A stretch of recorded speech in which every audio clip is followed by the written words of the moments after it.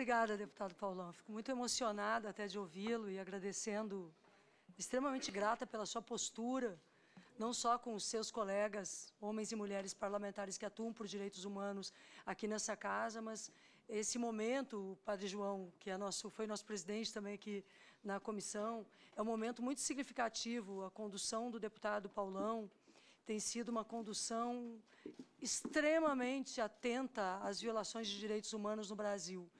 E eu quero compartilhar com a sociedade civil, a quem cumprimento, que acompanha essa audiência, sobretudo os movimentos LGBTs, fazendo uma saudação a cada um e cada uma, a doutora Débora Duprá, ao doutor Eduardo, ao Carlos Magno, a Patrícia, ao Zezinho, chamaram, né, presidente do Conselho Nacional LGBT, e a Rafaele, mas saudando cada um de vocês aqui ao meu lado, nós estamos lado a lado nessa jornada, dizer que o deputado Paulão tem, e essas últimas gestões, desde o ano passado para cá, eu queria sublinhar isso, porque há um desmonte das políticas no Brasil. E essas políticas, sobretudo na área de direitos humanos, eu poderia fazer aqui um pronunciamento sobre o sentido que o presidente Lula deu à área de direitos humanos, ou que a presidenta Dilma pensou sobre direitos humanos. Mas eu quero resgatar desde o período do presidente Fernando Henrique e dizer para vocês que nós soubemos, como Brasil, ao longo dos últimos anos, construir uma jornada onde os temas de direitos humanos estiveram orientados pela Constituição Federal e pelos compromissos internacionais do Brasil. No entanto, meus amigos e minhas amigas, o atual momento é mais difícil. É o momento mais difícil do período democrático que nós vivemos. Talvez nós acreditássemos que a democracia estivesse, Paulão, plenamente consolidada. E nós mesmos estamos sendo desequilibrados nas nossas certezas quanto a isso. Porque a democracia não pode ficar parada. Ela precisa ser trabalhada na sua qualidade. E há aspectos que podem nos levar a um lugar melhor. Mas esse lugar melhor não pode se dar com base no rompimento da legalidade, da Constituição, de prerrogativas estabelecidas como direitos e garantias individuais, ou por um conjunto de matérias que estão sendo votadas nessa casa, de costas para a sociedade que está lá fora. E outras tantas que precisariam ouvir, não são ouvidas. Então, numa homenagem a você, eu cito os colegas que antecederam mais recentemente essa gestão de direitos humanos, dizendo que é muito importante que essa Comissão de Direitos Humanos da Câmara dos Deputados assuma, e ela está fazendo isso, o papel de ouvidoria nacional de direitos humanos. Até porque a mudança, e eu chamo a atenção para isto, a mudança no ordenamento institucional que compõe o chamado Ministério de Direitos Humanos, através da medida provisória, acaba com a Ouvidoria Nacional de Direitos Humanos. Os LGBTs somem. Há um desaparecimento da temática de dentro da ação do Estado no que diz respeito ao Poder Executivo. Eu, como integrante da comissão que debateu essa medida provisória, apresentei emendas que foram todas elas deixadas de lado, que não foram apoiadas. Mas estes dois aspectos eu queria referir. Não é possível, no Brasil, existir um órgão apresentado ao mundo e ao nosso próprio país como de direitos humanos, que trata os segmentos como minorias e que faz sumir a nomenclatura. Quando, no âmbito da OEA, debatido, apresentado pelo doutor Eduardo, está sendo tratado o tema do direito ao nome como parte da sua identidade, como eu posso, sendo parlamentar, e, portanto, esta é uma fatia do Estado brasileiro, aceitar que a expressão, a sigla, o nome LGBT, lésbicas, gays, transgêneros, transexuais, travestis, bissexuais, enfim, toda a diversidade humana no âmbito da sexualidade esteja sendo retirado do ordenamento institucional brasileiro. Já não bastava a invisibilidade que o parlamento conferiu? A subcidadania que nesta casa é o lugar onde estão colocadas as pessoas LGBT? A Câmara dos Deputados nunca votou uma legislação que trata da população LGBT. Nós só temos direitos assegurados pelos avanços que foram provocados pelo próprio Ministério Público Federal e com decisões dos tribunais, sobretudo do STF. No mais, nós não tivemos nenhum avanço. Nada, nada. Há uma invisibilidade. E o governo federal agora retira totalmente a escuta, a oitiva, acabou com a Ouvidoria Nacional de Direitos Humanos e acaba, neste momento, com a nomenclatura sobre direitos humanos, jogando as pessoas como se elas fossem a eterna minoria.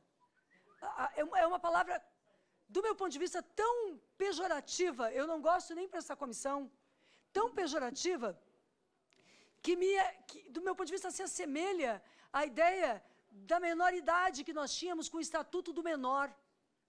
Essa questão do menor ou da minoria sempre me parece o menos relevante, o menos importante, e, neste caso, o que tem que ser subsumido, porque, em nome do tipo de democracia que talvez alguns pensem que é uma democracia de maioria, sem perceber que maiorias ou minorias podem ser totalmente eventuais, eles mudam a legislação, acabam com uma Constituição, destroem a legalidade e comprometem o Estado de Direito. Então, eu digo isso a vocês com a dor de quem está vivendo este momento aqui por dentro, mas ainda bem, sob presidência nessa comissão, de uma pessoa como o Paulão, como o Padre João, como Pimenta, como outros que souberam realizar um trabalho extremamente digno. Então, eu quero falar um minuto, eu sei que eu não posso me estender, mas sobre o projeto de lei 7582. Paulão, meu presidente, eu o apresentei, mas ele não me pertence. Eu acredito que este projeto, primeiro, ele pertence ao próprio Conselho Nacional de Combate à Discriminação e Promoção dos Direitos LGBT. Não vai ser. Ele pertence também à Conferência Nacional, porque a Conferência Nacional LGBT reforçou. E há um debate sobre ele. Será que ele é a melhor forma? Porque o que nós queremos é, neste sentido, criminalizar, queremos a homofobia, a lesbofobia, a transfobia, a transgênerofobia, todas as formas, todas as fobias relacionadas à identidade de gênero e orientação sexual. Mas nós vínhamos, quando preparamos essa matéria, de uma prioridade que era o PLC 122. E nós já fomos impedidos de aprovar essa matéria várias vezes. Então, a formulação deste texto tem a ver com uma tentativa de dialogar com a sociedade como um todo. O texto está formulado, do ponto de vista da técnica legislativa, em primeiro lugar, citando, qualificando o que significa cada aspecto. Isso é, de uma certa forma, uma inovação na legislação brasileira. Mas, nestes temas aqui, nós precisamos dizer do que estamos falando. Nós não podemos deixar em aberto o que significa cada aspecto. Nós temos que dizer o que significa identidade de gênero, expressão de gênero. Esse texto, portanto, ele abriu a possibilidade de abarcarmos, de atendermos várias formas, várias manifestações de ódio, de desrespeito, que se transformam objetivamente em violência. Não é tranquilo para as pessoas que atuam com direitos humanos atuarem no caráter, nos textos do direito penal. Mas nós também não somos avessos ao direito penal.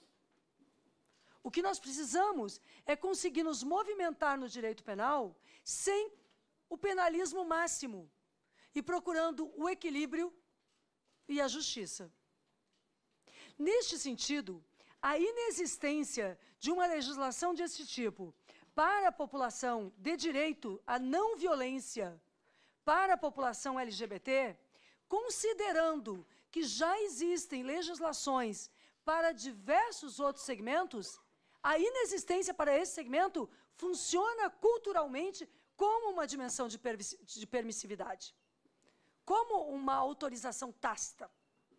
Se obviamente os direitos humanos das mulheres, de negros e negras, das crianças, dos idosos, fossem cumpridos diante da sua identidade permanente ou de acordo com a época da sua vida, porque há diferenças entre o que é ser criança, o que é ser idoso, e o que é ser uma mulher, o que é ser um LGBT, há diferenças nessa formação.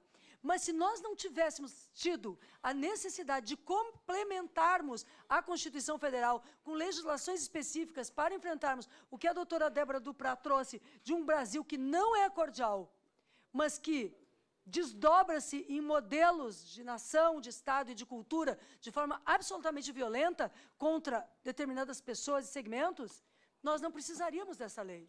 No entanto, nós temos uma Lei Maria da Penha. Nós temos uma legislação contra o racismo. Nós temos várias legislações. Volto a dizer, me parece que a inexistência de uma legislação de proteção à população LGBT é um grave problema e funciona culturalmente num sentido negativo para a população LGBT. Mas, por outro lado, essa luta LGBT, eu não sei, Jean, eu sempre aprendo com você, mas eu fico pensando assim, se nós conseguirmos enfrentar esta violência, talvez muitas outras a gente já consiga, porque ela é uma forma máxima de ódio pelo tipo de crimes que acabam se movendo contra as pessoas, pelo tipo de discriminação. Vejam o que aconteceu com Dandara, vejamos o que acontece com cada uma e cada um dos crimes que nós temos conhecimento. Então, nós procuramos, e aí eu concluo dizendo, fazer uma proposta, estudando a legislação internacional sobre crimes de ódio, que abarcassem essas outras populações vulneráveis, contando e muito com o caráter de solidariedade que esta nossa causa aqui tem. Porque eu não vejo nenhum LGBT, como foi dito aqui pela doutora Patrícia, não vejo, jamais veria um movimento LGBT, não existiria, atuando de forma racista, atuando de forma a discriminar as causas feministas, por mais que possam haver contradições ou pensamentos diferentes. Não, não é daqui que partem os isolamentos. Este movimento tem sido, do meu ponto de vista, um movimento extremamente generoso para as lutas de direitos humanos no Brasil. Então, nós tomamos a liberdade, discutindo com o Conselho LGBT, de colocarmos estes outros aspectos. Porque, sim, existem pessoas refugiadas, imigrantes, que são queimadas nas ruas. São. Não interessa qual o gênero. Enfim, pelo fato de serem imigrantes, há um desejo de morte sobre elas. E nós temos um presidente da maior potência do Brasil que estimula o ódio e a morte.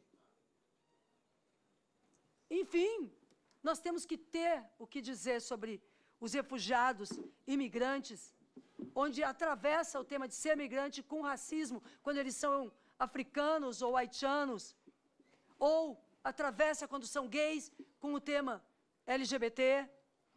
Nós colocamos também aqui o aspecto da religião. E por quê? Por dois motivos.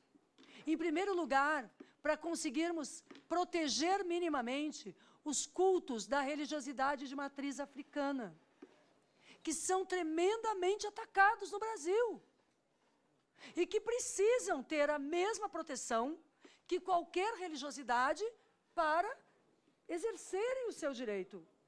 Então, o movimento LGBT, de onde nasce esse projeto, diz, não interessa a sua religião, o seu culto, ou se você não tem, você estará dentro da nossa lei, protegido também por ela.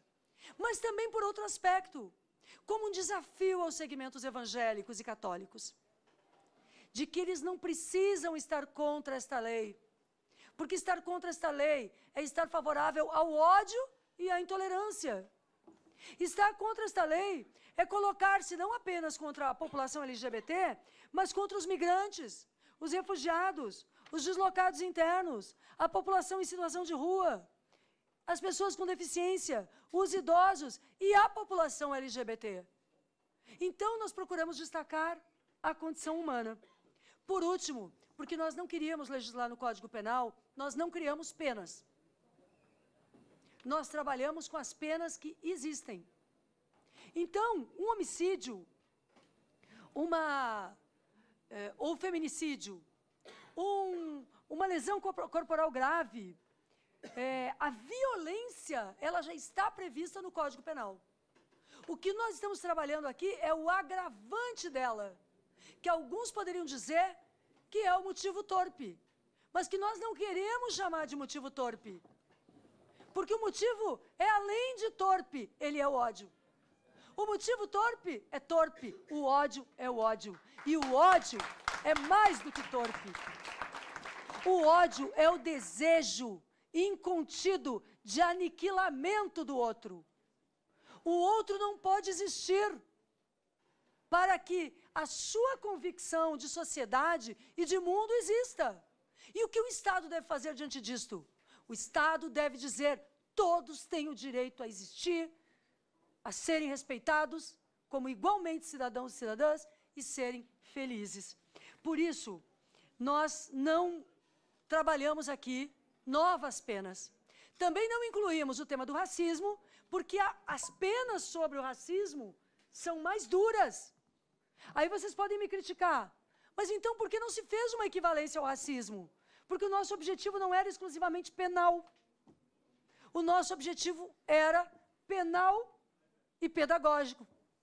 Porque se nós tivéssemos trabalhado só no Código Penal, esse projeto nem mais tramitaria. Ele estaria numa comissão que debate Código Penal.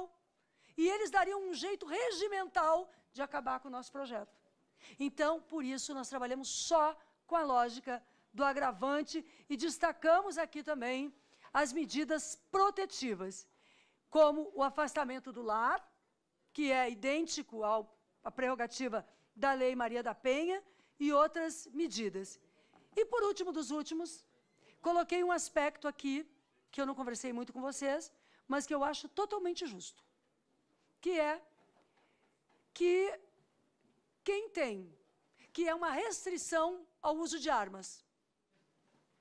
É estranho, porque o governo federal acaba de liberar totalmente o uso de armas. Mas nós colocamos aqui que a denúncia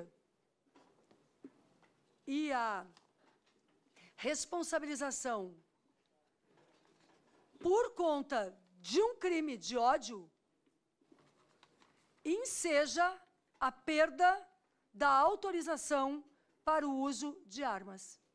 Então, se a pessoa é alguém que, dentro da lei, tem a autorização de usar armas, ela perderá o porte de armas como pena adicional, além de tudo que está colocado aqui. Porque as pessoas matam de muitas formas. Sobretudo, as pessoas LGBT são mortas de muitas formas.